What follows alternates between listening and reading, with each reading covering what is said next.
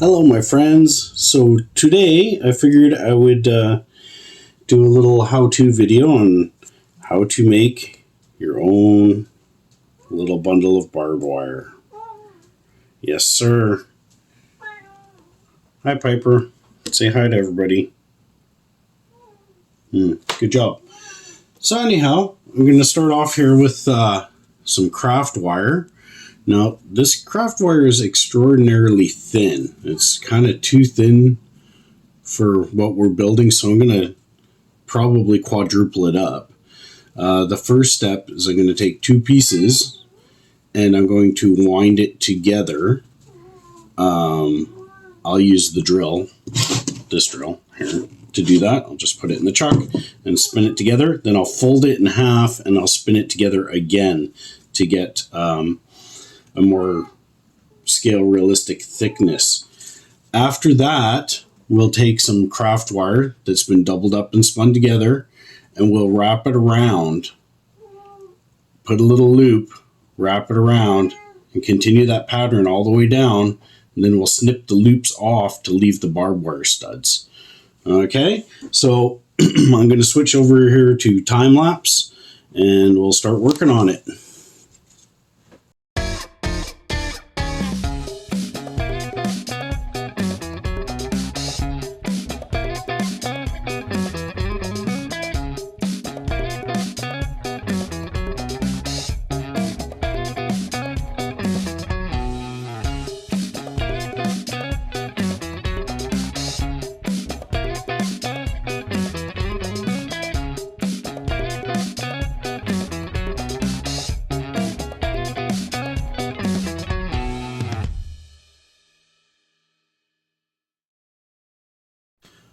Okay, there we go. There's the first step.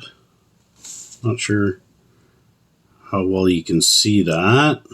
Oh, if it stops sprawling around. There on the white background there. Does that help? Let's move it closer to the camera. No, it's kind of blurred out, eh? Anyway, that's the first step. So now, what I'm going to do... oh, by the way, I started off with about 6 foot length of each wire, so 12 foot of wire total. We twisted it together. I folded it in half, twisted it together again. Now I have just under 3 feet. I'm going to basically cut it. I'm going to cut it in half-ish. Well, I'll just cut it in half. And then I'll go through and I'll start twisting. In fact, I'll do that right now on the camera. And then I'll switch to time lapse so you can see what I'm doing. So I'm just going to take it. I'm going to cut it in half. Click, just like that. We're going to take one piece. Both pieces here. Let's try to get this on the camera here. Now I'm going to just twist the very end together enough to hold it in place, so it doesn't let go of itself. And then we are going to make a little loop like this. Try to make it kind of smallish. This spacing right here, we're going to want to have that pretty much even. So I'm going to space it right there. And then we'll take this end and we're going to twist it around 1, 2, 3 full twists. Okay. And then we're going to make a little loop on the bottom side. Can you guys see that okay? Make a little loop on the bottom side. Try to keep the gap the same-ish. And then we're going to go around 1, 2, 3 loops. And then we're going to do the same thing again.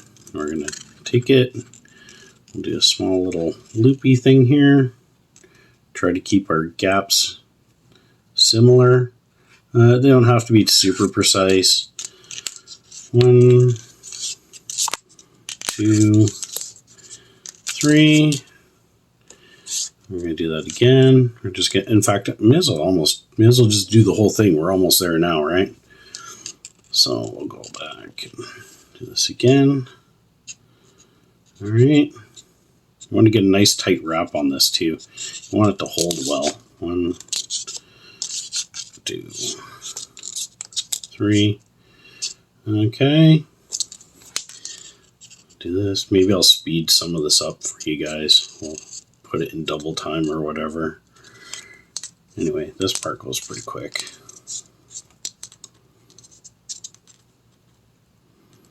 Okay, do one down. Go like that.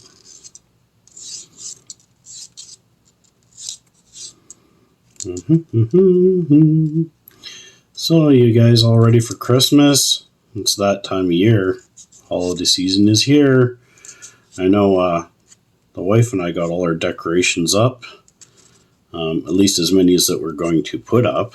We didn't put up everything this year. It's kind of somewhat selective as to which items we wanted. And we're not really doing a gift exchange, so there's not going to be really any presents. But that doesn't mean that we can't celebrate the season, right? With our friends and family or whatever. Or even just on our own if that's what we want to do, you know. Maybe we just want to hang out and be left alone for the season. There's definitely nothing wrong with that. All right, so you can see I got a whole bunch extra here. I probably should have measured it out. I think, I've never actually calculated, but I think you need 2/3 to wrap with the little loops to 1/3 of your length, right? See, look at that. There's almost 50% extra there. So now, what the trick is you cut this. See if you can see the little nub on the end there. And this one here. You can spread those out a little bit.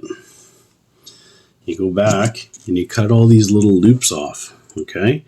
But you want to leave just enough. Oops. You want to leave, let's get a pointer or something. You want to leave enough length here that it has a good scale representation of the end of the barbed wire. So we'll cut this guy, snip, snip. You can cut down one whole side or whatever.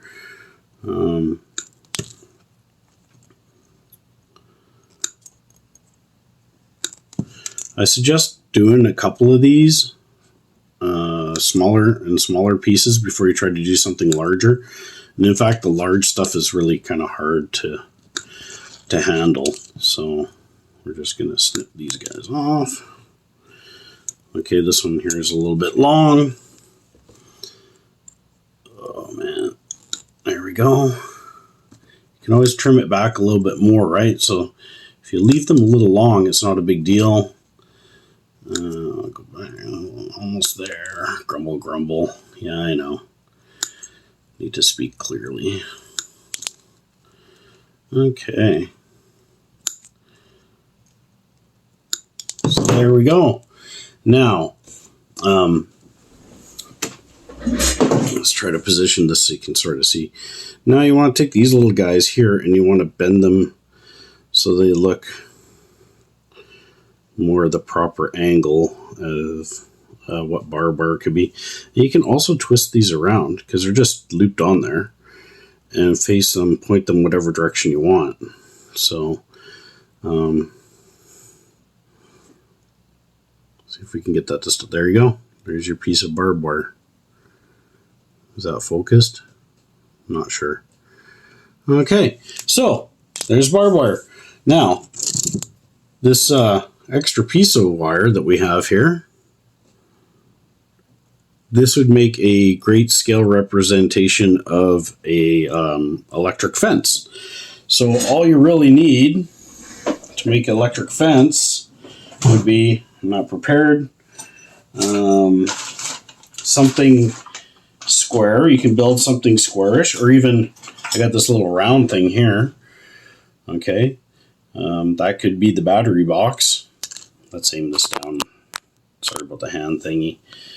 Oops. That could be the battery box. And then you can have this going around your fence line. You know, put that inside. put this around your fence. You should have little insulators on your fence for that scale realism. And there's several ways you can do that. You can just take like some screws, paint the heads white or whatever.